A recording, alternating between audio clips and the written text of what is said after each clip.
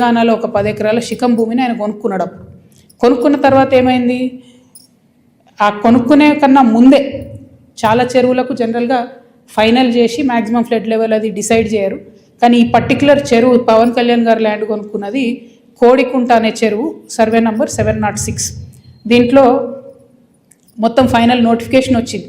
ఏ 10 ఎకరాలు అయితే ఆయన కొనుక్కున్నాడో అది శిఖం భూమి అని ఫైనల్ నోటిఫికేషన్లో ఇరిగేషన్ డిపార్ట్మెంట్ చెప్పి ఉన్నది.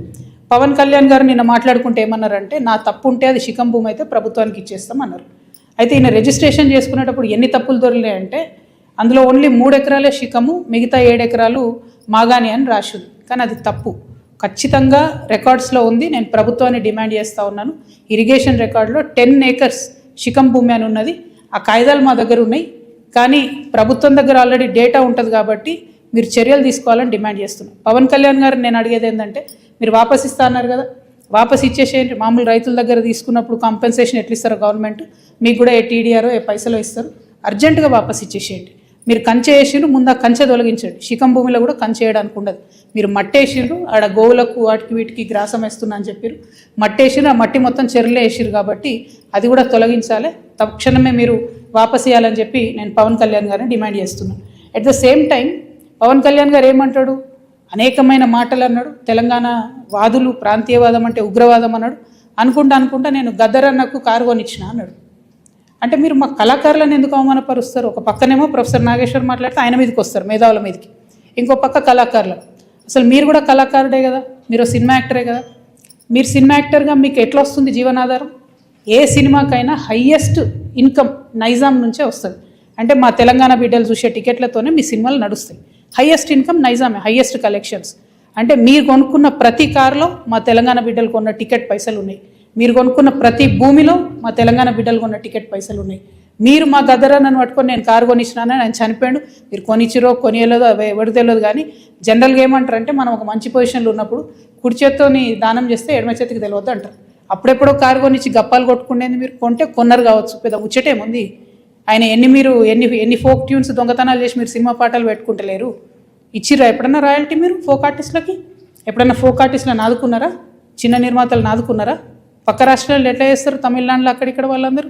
నేను ఎందుకు ఈ మాట చెప్తా ఉన్నా అంటే, మీరు ఒకటంటే మేము 100 అనాల్సి వస్తుంది. ఒక పక్కనేమో ఇట్లా సమైక్యవాదుల దాడి మన మీద పెరుగుతుంటే, ఇక మన కర్మానికి మనకు ముఖ్యమంత్రి ఉన్నాడు, ఆయనకు తెలంగాణ అంటే తెలియదు, తెలంగాణ నీళ్ళంటే తెలియదు. ఇవాళ ఈ లేక్ను మళ్ళీ ఒకసారి చూపించాలి దయచేసి. Thank you. జై తెలంగాణ. 2014లో పవన్ కళ్యాణ్ గారు భూములు కొనుక్కున్నారు, కానీ వివాదం ఇప్పుడు అవుతుంది. అంటే 12 ఏళ్లలో ఎందుకు దీన్ని ప్రశ్నించలేకపోయారు, ఎందుకు అడగలేకపోయారు? 1 సెకండ్, ఇది ఒక్కటి చెప్పేసి కనబడుతుందా క్లారిటీ?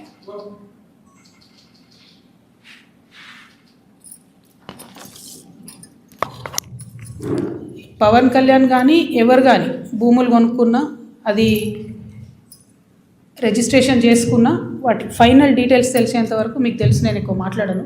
నేను ఈ వివాదం వచ్చిన తర్వాత పర్టికులర్లీ పవన్ కళ్యాణ్ భూమి గురించి వాస్తవానికి నేను మాట్లాడలేదు. చాలామంది తెలంగాణ వాదులు తీసి ఇంటర్నెట్లో పెట్టిన తర్వాత అదేంది అని నేను డీటెయిల్గా తీసుకుంటే, ఆ డీటెయిల్స్లో వచ్చింది ఏంటి అంటే, అన్ని లేక్స్ లాగా కాకుండా ఈ లేక్కి ఫైనలైజేషన్ అయిన తర్వాత వారు కొనుక్కున్న 10 ఎకరాలు కూడా శిఖం భూమి అని తెలుస్తుంది. కాబట్టి ఆయన్నే అన్నారు కదా, శిఖం భూమి అని తెలిస్తే వాపస్ ఇస్తాను, వాపస్ ఇవ్వమని మేము డిమాండ్ చేస్తున్నాం అంతే. ఏమో తెలంగాణ బరాబర్ మా జాగిరే కదా, తెలంగాణ ప్రజల జాగిరే కదా. పవన్ కళ్యాణ్ జాగిర్ అయితే కాదు కదా, పవన్ కళ్యాణ్ వాళ్ళ ఫాదర్ జాగిర్ కాదు కదా, మా జాగిరే కదా. మేము కదా కొట్లాడింది తెలంగాణ కోసం. ఇట్లాంటి వాళ్ళందరినీ ఎదిరించి కొట్లాడినాం కదా. పవన్ కళ్యాణ్ అయితేంది, వాళ్ళ అన్న అయితేంది, మొత్తం వాళ్ళ ఆంధ్ర సంతతంతా వచ్చి కొట్లాడితే కూడా తెలంగాణ బిడ్డలు ఏదో చిన్న చీమలైన పెద్ద పామును బట్టి సంపుతాయన్నట్టుగా అంత పెద్ద ఆంధ్ర విషకూరల నుంచి తెలంగాణను బయటికి తెచ్చుకున్నాం కదా. ఏం ఊరుకోము, అంటే కొట్లాడినాం, మేము కడుపు కట్టుకొని కొట్లాడినాం కాబట్టి మాకు ఖచ్చితంగా కోపం వస్తుంది, ఖచ్చితంగా ఆవేశం ఉంటుంది.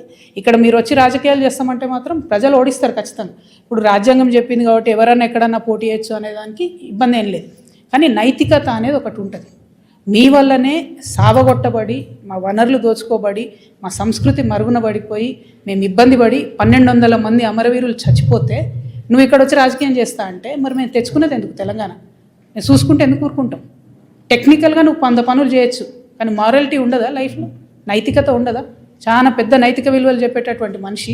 వద్దు ముర్రో అంటే ఈ వన్ సైడ్ లవ్ ఏంద్రా నాయన, మాకు అర్థమైతే లేదు.